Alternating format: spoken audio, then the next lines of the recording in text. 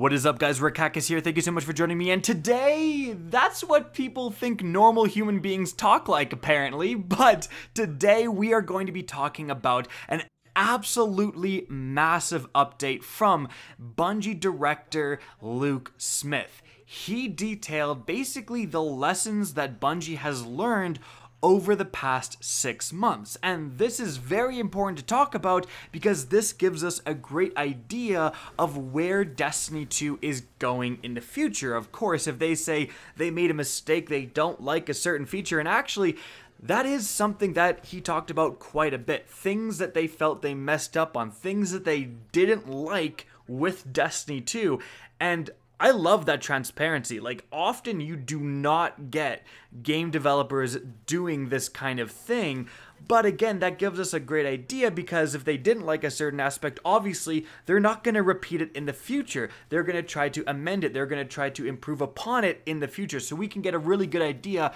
about what's coming down the line. So, what exactly did he say? Well, he had 10 thoughts on those last 6 months of Destiny 2. And these 10 thoughts are just a massive wall of text. Of course, I'll link the original in the description, but I'm going to do my best to summarize it and then talk about, again, what this means going forward. Now, first off, something really interesting was that he said that the annual pass was harder on the team than we anticipated, saying the scope of what we delivered and the pace we deliver it and overall output for annual pass takes a toll on the Bungie team. I and many others had conversations throughout the year with team members who had jumped from release to release about the grind of working on Destiny. Working on the game was starting to wear people down. So basically he talks about how because there was a different device, a different mechanism of rewarding you in each different season. We had the bounties in Black Armory, the Reckoning Machine in Season of the Drifter, and the Chalice and Opulence. It was a lot to design. They said going forward, there may be a more systematic approach to rewards, so we have like a different seasonal chalice every time rather than an entirely new reward structure, just so that Bungie can more realistically get that stuff done, and that's actually pretty understandable. Moving on, the first point is we have a powerful sources problem, and talks about how there's really just too many different ways to get powerfuls in the game, and because of that, a lot of the powerfuls are really relegated to only a +1 power level bump, and that just doesn't really feel satisfying. Also, a lot of the powerfuls in the game, the way you earn them, it feels at times like a chore. So, going forward into Shadowkeep, I think it's likely we see some of the powerfuls consolidated. Perhaps instead of having a Gambit daily and a Gambit weekly and then a Gambit Prime powerful too, we have kind of an overall Gambit powerful, where if you do either Gambit or Gambit Prime, you get one powerful, and that one powerful is more substantial than a small +1 or +3. And speaking of Gambit, the next point talked about is thoughts on Season of the Drifter. And interestingly, Luke Smith kind of says, look, I like Gambit and I like Gambit Prime, but kind of says there needs to be the Highlander of Gambits, Prime or Classic, and there needs to be only one, saying that this isn't just about removing stuff from Destiny 2, but the game cannot grow indefinitely forever. Wow, so that's a very, very interesting topic. Could we see the Gambit Prime armor kind of make its way into normal Gambit? Could we see Gambit Prime, if players like that more, take over and become just Gambit in general? And that's a really interesting discussion to have. Like, I don't even know which one I would prefer over the other if there could only be one per se. I'd have to think about it more, but I don't think that change is coming with Shadowkeep, as Bungie has stated that both Gambit and Gambit Prime are coming with Destiny 2 New Light. So that's likely a feature change we're going to see after Shadowkeep. And here, Luke Smith also says that Season of the Drifter was too specialized on a certain game mode, and like if you didn't like Gambit, you were kind of screwed for that entire season. They're not going to do that again. Alright, moving on from there, we have Season of the Drifter Thoughts Part 2, and this time talking about Reckoning. really going into the fact that Reckoning as an activity, as an encounter, wasn't designed the way Bungie wanted to design it. Why? Well, it was because of the supers we as Guardians had access to, especially Well. If you look at that bridge encounter, if you have Phoenix Protocol, you are just putting down a well every single time, and that meant that Bungie had to break a lot of their own rules. Interestingly, and I'm going to go over this because it really gives you insight to the development of Destiny 2, Luke Smith says that they have these certain things they want to do when they design Destiny encounters. First point, we don't want to spawn enemies behind the player. Next, we want players to play a game of taking space from enemies. We want players to have cover where their shields and health can recharge, or where they can go to be smart using geometry, movement, ability, and gunplay to dig enemies out of cover and make interesting decisions about target prioritization. We want players to be able to understand where in the space enemies will come from. And if we're going to reverse the combat front on players, aka spawn enemies behind them, we want to telegraph that. We use dropships, spawn clouds, audio cues, all kinds of tricks to try to prepare players for reinforcements. As character power was dramatically increasing, more on reasons for this later on, the encounter rules got thrown out the window. And you can see that with that bridge encounter. Enemies spawn behind you all the time, so they're breaking that rule completely. There's no dropships, they just kind of spawn out of portals constantly. You have the Shadow Thralls running at you. And Smith says that they don't want activities to have like one clear choice of what you have to do. They want there still to be options of what to run.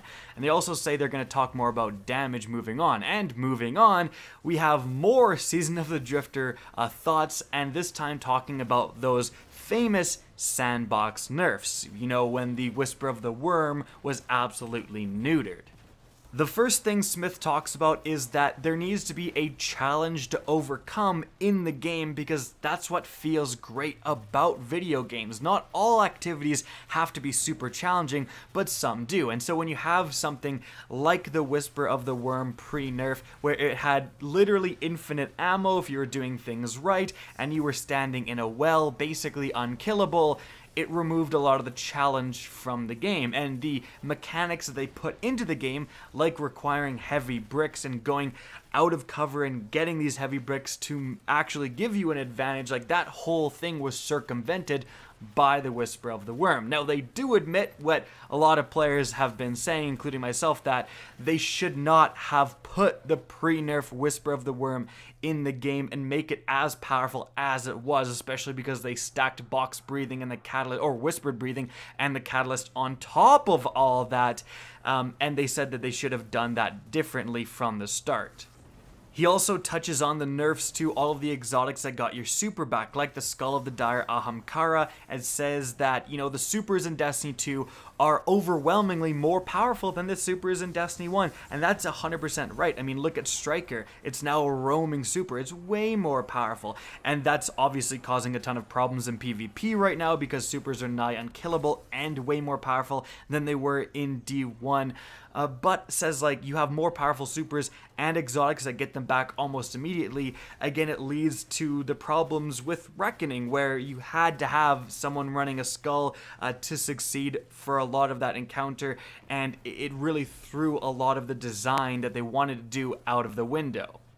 Interestingly, he also says there are more changes coming in Shadowkeep, specifically buffs to things like scout rifles, nerfs to mechanics that circumvent the ammo economy, refactoring the way damage stacking rules work. We're going to talk about that in the next episode. So that's actually a big thing, and giving us a good idea about what is coming in Shadowkeep. So for obviously scout rifles being buffed, thank goodness. They have really no place in PvP, or especially PvE. Like, no one runs scouts in PvE. I really want to see them actually be viable there again. But factoring the ways damage stack, like right now you're always in a rift, and then you pile on top a melting point pretty much always. If you can get empowering melee, that's great. So that may change in the future. I hate to say this, but it's totally possible that you can have basically one active buff. So for example, an empowering melee wouldn't stack on top of Well of Radiance. Potentially we are going to see a nerf to Well of Radiance. That's what it's sounding like. There's a lot of talk about how it's required for absolutely everything. Potentially it won't stack with debuffs, so you can't combine Well of Radiance with a Titan melting point. So that's going to be really interesting to see what they do, because that's going to change how you play the game and the compilation of your raid team members dramatically. Next up, Luke Smith talks about the Pursuits tray, which, it was introduced in Season of Opulence, and people did not like it, including myself. Like, it felt so bad to have to tab over there. I'm still not used to it. And Smith admits this. He says they wanted to introduce something cool and new, and they wanted to introduce an improved feature and kind of mess that up. But they talked about how they're going to improve it going forward. They said that there needs to be somewhere you can go to look at all your quests in one thing, and they actually released an image of what an updated Pursuits tab is going to look like going forward, and here it is. So you have all your quests on one side, and then you have super easy access to your bounties on the other side. This looks fantastic. This looks a lot better. Having bounties and quests, and then often they would get mixed together. You'd have to tab over to the second page to complete random bounties all the time. That was very frustrating, so getting a lot better. Also, taking a look at the symbols for the bounties in this image, we kind of get a look at what's coming in Shadowkeep. So we have multiple different bounties for each different faction. For the Vanguard, we have 2 different symbols going on here. For Crucible, 3 different symbols going on here. So potentially we're getting way more variety of bounties introduced in Shadowkeep for the different factions. That I'm excited for. Alright, next up he talks about Eververse, which is everyone's favorite topic, microtransactions. So, Luke Smith does say that, look, they don't want to say that it's going to fund the entire studio or pays for Shadowkeep, because it doesn't wholly fund either of those things, but it is important to development. Interestingly, they said that the Whisper of the Worms ornaments were successful enough that it paid dev cost wise for the 0-hour mission and rewards to be constructed, and saying this stuff actually does matter. And that's what players want to hear, that microtransactions in the game, they're not just going to, Activision CEO's bonus, they're actually going to in-game developments. And now that Bungie is actually a free agent, that they are self-publishing, it's a lot more likely that, of course, the microtransactions are going directly back into the studio than just to pad someone's pockets. But of course, with Bungie going independent, they need that cash flow, and Luke Smith even talks about the change to Eververse not having the new content in Bright Engrams really anymore, and instead just giving people the option to directly buy stuff with Bright Dust or potentially Silver. And this is accompanied with, of course, the overhaul to the Eververse store. And they do say that with Shadowkeep, there's actually going to be an Eververse tab, so you don't have to go all the way to test. So obviously, microtransactions are ramping up somewhat with Shadowkeep. Will they get a little bit too ridiculous? I definitely hope not. It is a good thing that right now they do all seem to be purely cosmetic, which of course is like the key factor here. And importantly, Smith dives into the philosophies behind Eververse in Destiny 2, saying, "We have made deliberate choices related to cosmetic items and not having them come from gameplay. Gameplay rewards are where you get items, power, mods, perk combinations, stats, triumphs, and titles. The aesthetics for armor blurs the line some. We want players to get cool armor from activities and the world that feel thematic to where they were acquired. Cosmetic items like universal ornaments, weapon ornaments, shaders, ships, sparrows, emotes, and finishers typically come from the store. There are exceptions, but generally speaking, that's how we think about this." And I think overall that's actually a pretty good model to have. I would say to Bungie, I would encourage you guys to have some cosmetic item rewards. For example, taking one exotic sparrow out of the store and putting it as a reward for example, getting all 3 of your characters their majestic armor set in Solstice wouldn't be the worst idea. Like, we're talking 1 or 2 things every once in a while, not consistent rewards. Moving on from there, the next of the 10 thoughts is Season of Opulence Part 3, the Menagerie is sweet.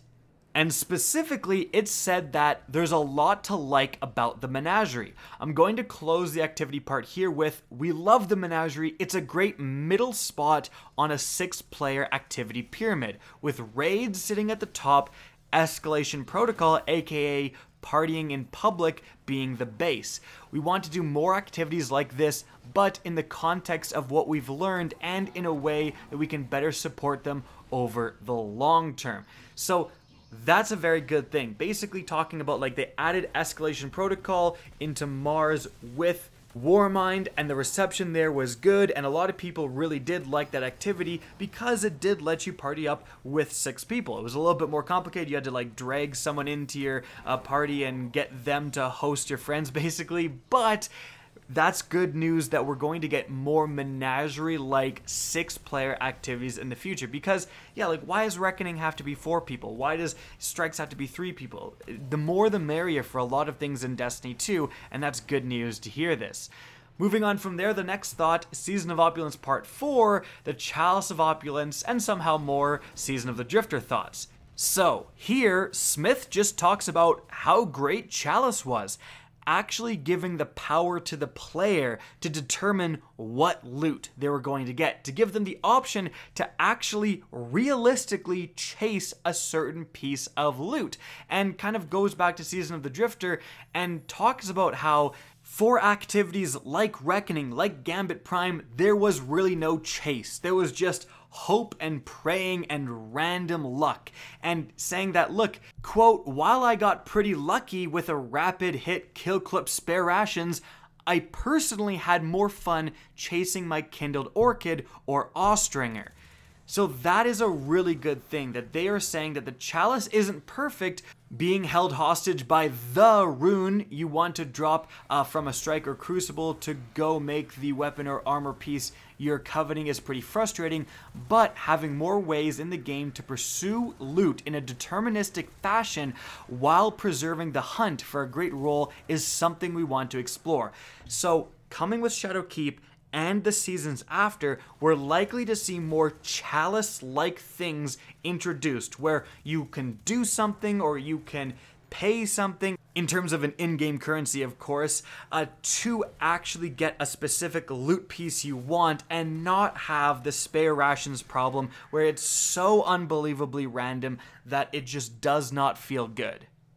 And that is the end of this massive update. Looking ahead, Luke Smith says the rest of the director's cut updates are going to focus on Shadowkeep and the changes we're making this year. Here are some of the topics that will be included. Firstly, supers and PvP in Destiny 2, armor, stats, mods, and trade-offs, powerful sources, prime engrams and the world, damage numbers and damage stacking rules, and more.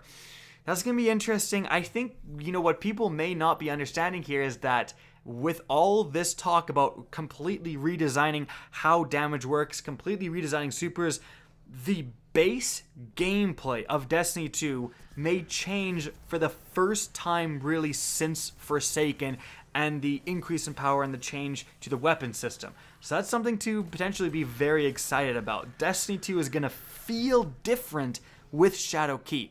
So keep an eye on that. Guys, that's it for the video. I hope you enjoyed, found this informative. If you did, please remember to help me out by simply rating and especially sharing this video. If you guys want to see more Destiny 2 content similar to this, don't be afraid to slap that subscribe button. If you guys want to get in touch with me and keep up to date with the latest channel activity, the best way is to follow me on Twitter at RickKackis. That's linked in the description down below. Again, I hope you enjoyed the video, and as always, have a good day.